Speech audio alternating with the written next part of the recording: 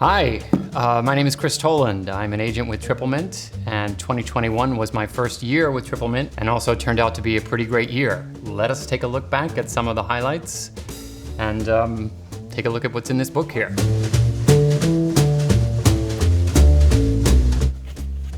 Oh wow, that's got my name on it. It's very exciting. Oh, 417 Grand Street. I loved this apartment. This was a beautifully renovated co-op on a high floor with a large terrace on the Lower East Side. It had light, it had views, space, everything. The sellers had tried previously to sell during the pandemic, but no luck. They did want to sell, but they were leery of being that listing that sits and sits. So I actually had them enroll in the Triplemint pre-market program, so we could test the waters in the market without starting the dreaded days on market counter. We did actually have a few bites through that program, and I could feel that the market was gaining strength, but we didn't actually get any offers. Then one day, a letter came in the mail from a young guy in the neighborhood who had seen it online when it had been listed previously, asking the sellers if they would ever consider selling again, and would they please contact him if they did. So we called him, he came over, and he fell in love. We were in the pre-market program and we were able to use that as leverage, and we told him that we would not negotiate on the asking price without putting it back on the open market. But we would sell to him if he agreed to pay the full asking price, which he did. The sellers were very happy, the buyer was very happy, and this was in the spring before things got really crazy. So if we had put that apartment back on the open market, he certainly would have had to compete for it. 300 West 122nd Street. These are fantastic. I had some pied-à-terre buyers coming in from Boston. They were referred to me by some past clients. And when they made the referral, my client said, "Oh, and keep us in mind if you see anything good. We might like to get a pied-à-terre in the city for ourselves at some point." Now, originally, the Boston folks had been coming looking for something kind of small and inexpensive. It was really gonna be sort of a crash pad for them. For years, people have asked me where the new hot area is. Right now, it's Morningside Heights and South Harlem. So many beautiful pre-war buildings, but also a ton of new development. Anyway, we didn't have a ton of luck in our search for the pied-à-terre, but we kept walking past this new development at 300 West 122nd. And it looked very interesting, so one day we thought we'd check it out. Even though it was above what they had originally wanted to spend, we were amazed by the prices, which were lower than all of the surrounding new developments. The quality is gorgeous. Tons of amenities, beautiful finishes. They have great floor plans. These people bought it pretty much right on the spot. There was a ton of energy in the room, so much traffic, you could just feel that we were not the only ones who were having this revelation about this building. So then they went home and they told their friends in New Jersey about it, the friends that had referred them. Suddenly, at some point, turned into right now, and they came out the next weekend and also bought one pretty much right there on the spot. For a while, I was the only broker who had sold two, but Jake, the sponsors rep, told me that now there are a handful of brokers who have sold two.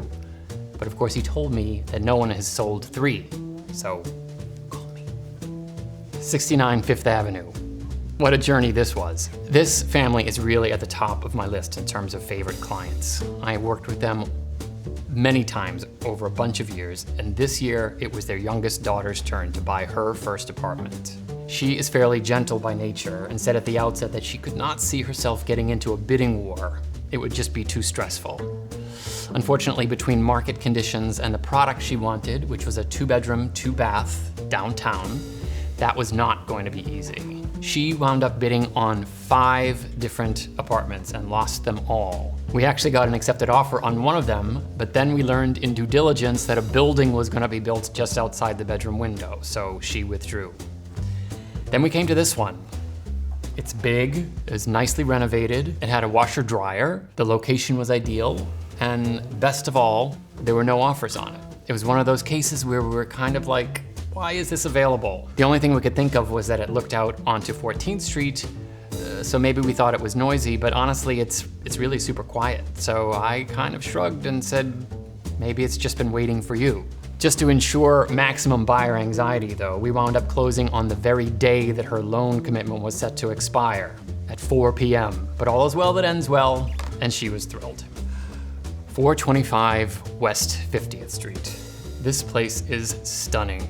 I got a call from a client saying that her cousin was coming to town to look for a rental. Now, I'm really more of a sales agent, but I do some rentals, generally only on the landlord side. But I agreed to call him and see what he needed. I figured I would probably refer him out to a colleague. Turns out they wanted to rent a place in New York because they wanted to have a place to stay in while they shopped for a place to buy. And they had a pretty big budget. So taking that call turned out to be a pretty good thing to do. They didn't care for any of the rental options, so they decided to skip right to the purchase. They came out for their first time out and wanted to see a lot.